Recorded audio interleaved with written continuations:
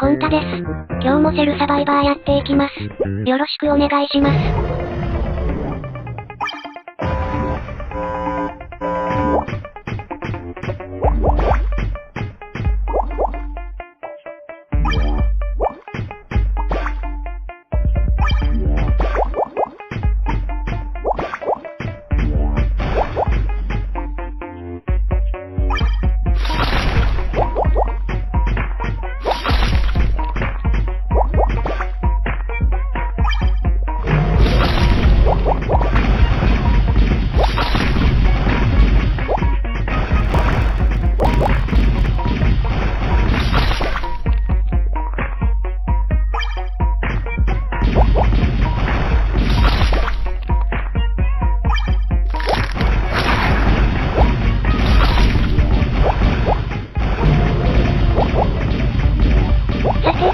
という言葉を聞くと、どんなイメージが浮かびますか？ 40 代50代の中日中背でだらしなくて、ハゲている男性ですか？まずおっさんの定義ですが、おっさんには明確な年齢の基準はありません。一般的には35歳36歳くらいから、おっさん扱いされる傾向があります。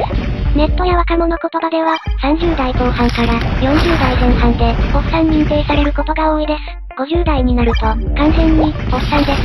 おっさんの特徴は年齢だけではなく、雰囲気や行動パターンにあります。おっさんとは、大人の男というより、もう若くないけど、まだおじいちゃんでもない、中間の存在、というニュアンスです。おばさんとの違いは、まず言葉のニュアンス。おっさんは少し親しみや、愛嬌がありますが、おばさんは、時に軽蔑や、距離感を含んでいます。おっさんは、おっさん、おっちゃんと可愛く呼べます。しかし、おばさんは、おばちゃんは OK ですが、おばさんは少し失礼に聞こえてしまいます。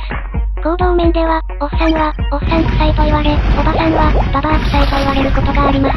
おっさんっぽい行動とされる代表例は、電車で足を広げて座る、いわゆるマンスプレッドをしたり、電車やカフェで、大声で話したり、もしもしという電話の声が大きかったり、飲み会で、若い頃はさという昔話を延々と語ったり、居酒屋で、もう一杯だけ、と言いながら結局朝まで飲んでしまう、とか、コンビニで、袋に別々にと細かく指示したり、というような行動は、おっさん臭いと思われます。おっさんっぽい発言だと、最近の若いもんは、俺の若い頃は、俺は昔はモテたんだぜ、女は3個下がって、という古い価値観だったり、俺は昭和の男だから、と開き直ったりするとれっきとしたおっさんと言えます。あなたはどんなおっさん、おばさんになりたいですか？どんなおっさん、おばさんになりたくないですか？